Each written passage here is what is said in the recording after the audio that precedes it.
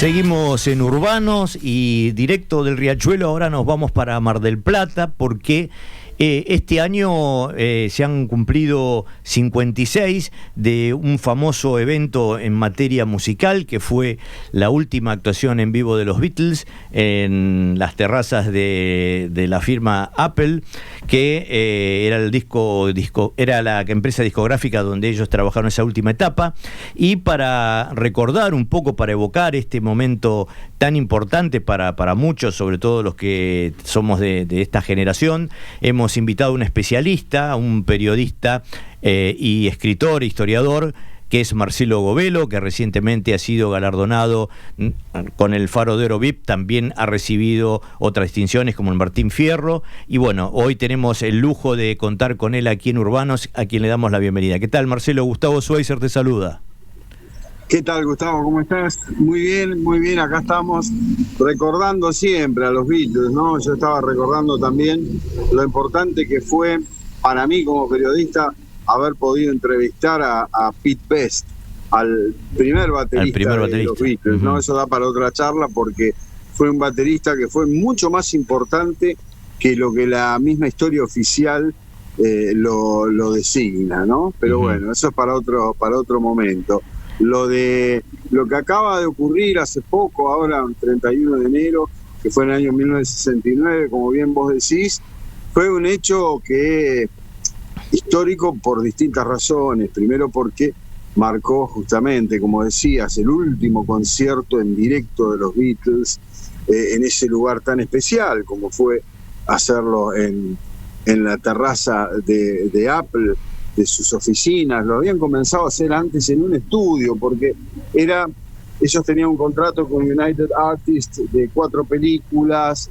Después de hacer las primeras 2 ya se habían cansado un poco de ese trajín. Las 2 primeras que hicieron con Richard Lester, tan importantes, tan lindas, una en blanco y negro, otra en color, Anochecer de un día agitado, y la otra Socorro, Help. Después vino esa película tan interesante en dibujos animados que de ser una especie de casi de cosa obligatoria se transformó en una de las grandes joyas de la cinematografía animada, El submarino amarillo. Y después, bueno, les quedaba esto, decidieron hacer un documental, iba a ser de ellos grabando un disco desde cero, que de hecho fue así.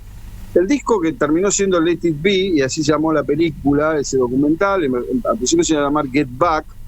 Viste que hace un par de años Peter Jackson hizo otro video, sí. De alguna manera resucitó en varias horas lo que fueron las sesiones de Let It Be. Que fueron maratónicas, ¿no, Marcelo? Esas sesiones.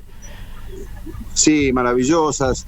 Yo tuve la suerte de poder estar trabajando unos días en Abbey Road, en los estudios de los Beatles, cuando yo vivía en Estados Unidos y trabajaba para una revista que se llamaba Ruta 66 española, y bueno, fue muy importante haber estado ahí y viendo todo el material de esas sesiones, ¿no? Las cosas que tocaron, lo importante que fue. Pero te decía que la frutilla del postre, la cereza de la torta, fue esa actuación en vivo, que primero iba a ser en distintas locaciones. Finalmente dijeron, vamos a hacerlo con el espíritu que tiene todo este disco, que al final Let It Be salió después de Abbey Road, pero es anterior, ¿no? En realidad no fue el último disco de los Beatles, fue el anteúltimo, fue grabado antes.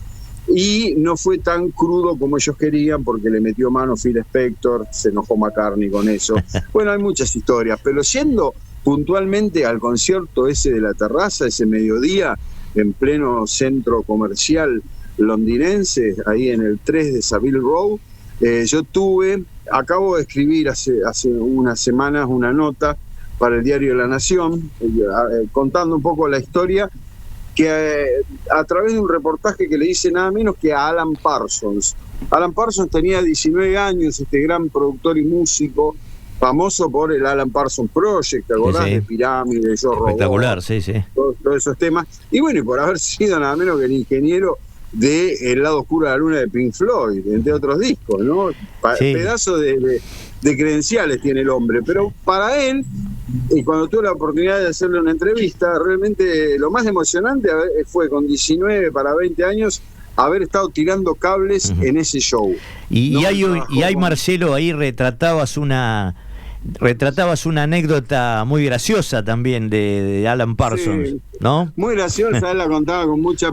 Claro, pensemos también, hoy por ahí hay cosas que, bueno, ya no dan vergüenza, nada, pero en ese momento, en el año 1969, resulta que Glyn Johns, que era uno de los productores, cuando estaba con Geoff Emerick también, que estaban grabando eso, les dice, anda, había mucho viento, le habían puesto a los micrófonos lo que se llama el popero, pero no, el viento que había ahí era realmente muy fuerte.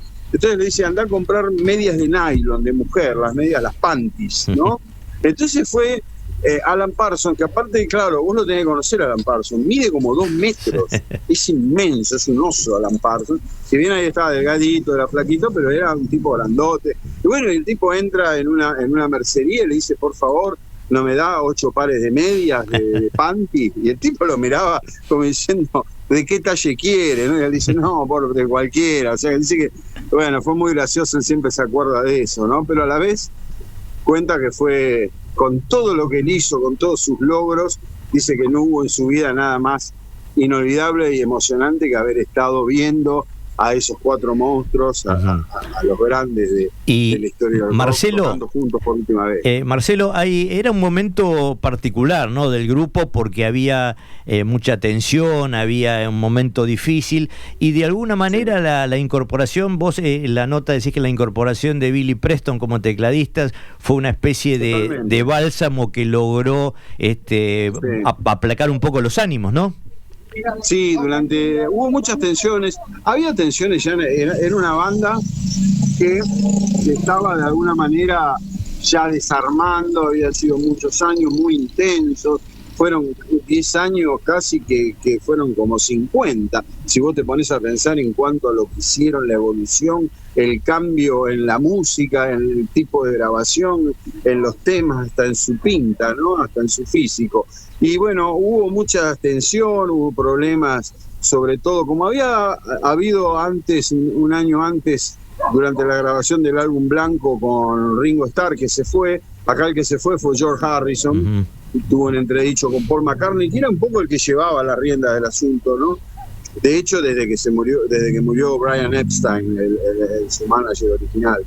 Y bueno, hubo ese tipo de cuestiones, ese tipo de problemas, pero que la llegada de Billy Preston, que justamente el que lo trae es nada menos que George Harrison. Ellos ya lo conocían a Billy Preston porque Billy Preston había tocado, aparte de haber tocado con Ray Charles, había tocado con Little Richard, era un amigo de ellos. De hecho, él grabó varios temas, inclusive hasta de los Beatles, en sus 2 discos que grabó para el sello Apple, porque el sello Apple, aparte de grabar discos de los Beatles, tuvo realmente un muy, muy interesante repertorio de artistas, ¿no? Badfinger, hasta el Modern Jazz Quartet, James Taylor. Tuvo una etapa muy linda, muy cortita, pero muy linda, y Billy Preston fue uno de ellos.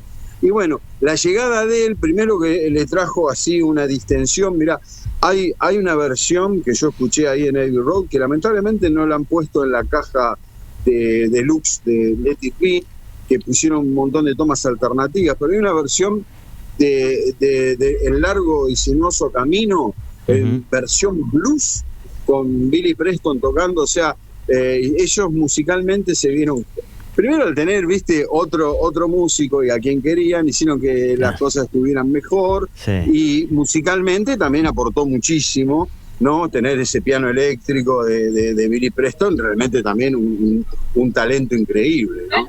Y ahora sí cerramos, y ahí me voy a acercar. Sí. Y además, como vos decís, había una amistad de por medio que siguió, ¿no? Porque incluso muchos años después, Billy Preston siguió haciendo temas de ellos o de George, como esa versión que hizo de Mi Dulce Señora, uno de los homenajes, que fue una versión magnífica, ¿no? Hermoso, sí. Aparte, bueno, Billy Preston colaboró con ellos. Bueno, no te olvides que estuvo en el concierto para Bangladesh de George. Después, como vos decías, de hecho él grabó una de las primeras versiones de temas de los Beatles, la grabó él en sus discos, de temas justamente de Let It Be, Get Back, Let It Be. O sea, hubo una amistad que yo pienso, de los momentos más emocionantes de cuando murió George Harrison y Eric Clapton le arma su homenaje en el Royal Albert Hall, fue justamente escucharlo a Billy Preston cantando My Sweet Lord en una versión así gospel, que él era un maestro del gospel, muy sentida, realmente vale la pena recomendarle a los oyentes que busquen la versión de Mi Dulce Señor en el Royal Albert Hall, en el homenaje a George Harrison, interpretada por Billy Preston, que es una maravilla. Y un montón de invitados de lujo, ¿no? Además. No, bueno, sí, de lujo, sí, pero esa fue fantástica. Esa fue realmente emocionante. Bueno, Marcelo, para ir terminando y agradeciéndote tu participación, no quería dejar pasar que también se cumple otra fecha importante de la primera visita de los Rollins a la Argentina también, ¿no?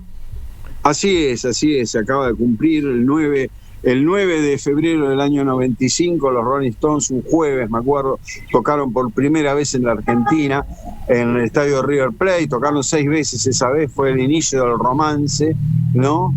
Fue interesante ver a los Rolling Stones sorprendidos, ¿no? Porque hasta ni ellos esperaban semejante repercusión, semejante reacción de la gente tan cálida, y bueno, fue emocionante. También escribí una nota ahora para el diario el domingo pasado sobre eso, de alguna manera relatando lo que fue ese show, y lo que tiene que ver con también la importancia de los Rolling Stones, que fue muy grande, ¿no? Porque se piensa que los Rolling Stones empezó este idilio con la Argentina a partir de los 80, con la película Pasemos la Noche Juntos, cuando arrancaron los Ratones Paranoicos. Pero si vos te vas hasta al año 65, te vas al disco de los Gatos Salvajes, y ya Lito Nevia cantaba Little Red Rooster y cantaba Bajo la Rambla, tema que hacían los Rolling Stones, hacía Congratulations, Morris lo nombra a Mick Jagger en De Nada Sirve en el 69, hubo un montón de bandas en los 70, por ahí no muy conocidas. Bueno, Papo fue un gran admirador de los Rolling Stones. De hecho, Papo, que tocó, le hice una nota a Black Amaya, un gran amigo, baterista de Papo Blue, de Pescado Rabioso y de La Pesada, y él que tocó esa de telonero, porque tocó Papo Blues primero, después Las Pelotas y después tocaron los Ratones Paranoicos, antes de que salieran los Rolling Stones. Vos fijate que la emoción de Black Amaya, ese gran baterista que él era fanático de Charlie Watts, hizo que después que se terminara toda esa serie de shows, el próximo disco que grabó Papo, que se llamó Caso Cerrado o Volumen 8 de Papo Blues, abre con Ruta 66, el tema que abre el primer disco de los Rolling Stones, ¿no? Una versión que mucha gente la conoce, cantada en castellano por Papo, y bueno, fue fruto también de lo que fueron en el año, fue un disco del año 95, ¿no? De lo que fue en febrero de ese año, esa fue la noche de boda, digo yo, de los Rolling Stones con el público argentino. Era un momento donde vinieron muchas estrellas, ¿no? Por la situación, la situación económica permitía traer grandes figuras en ese momento, ¿no? Sí, comenzó, bueno, eso fue, hay algo que no se le puede negar a Daniel Greenbank, ¿no? Hasta que Daniel Greenbank no empezó realmente con la producción. Vos sabés que el embrión de eso, hay mucha gente que se olvida,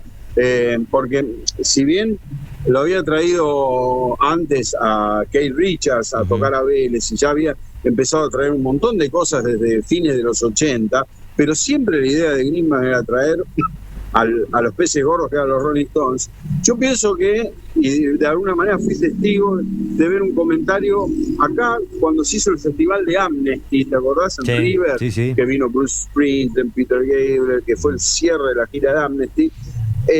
Uno de los productores, el más importante, era nada menos que una figura en sí misma, Bill Graham, el creador del rock de estadios, el tipo que inventó el Fillmore East primero, el Fillmore West, y después, bueno, fue productor de las grandes giras, de los grandes shows así de masivos de rock.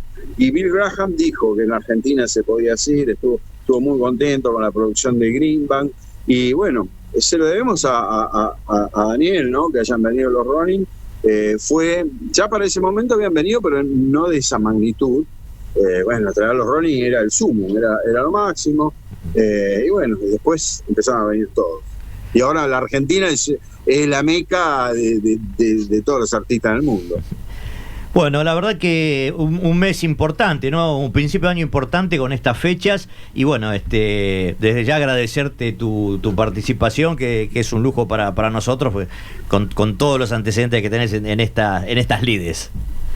Muchas gracias, Gustavo. Para mí un gusto estar contigo y con tu audiencia. Bueno, te mandamos un abrazo muy grande y te despedimos hasta un próximo contacto. Gracias. Seguimos en Urbanos.